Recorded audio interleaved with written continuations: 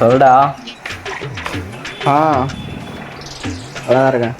இப்போண்ணா படிச்சமே நிற்க நல்லா இருக்கானுங்க இவனுங்க.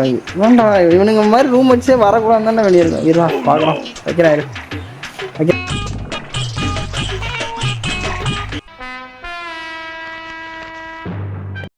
One eternity later.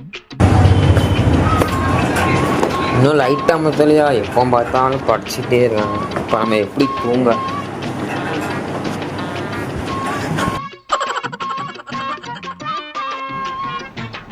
ரீல்ஸ் போடுறாங்க, நல்லா ஃபேமஸ் ஆகிடுறாங்க. எங்கே நாங்கள்லாம் ஒன்றும் பண்ண முடிய மாட்டேங்குது. போதும், ஒரு நேரம் ரீல்ஸ் பார்த்ததே போதும், படுப்போம்.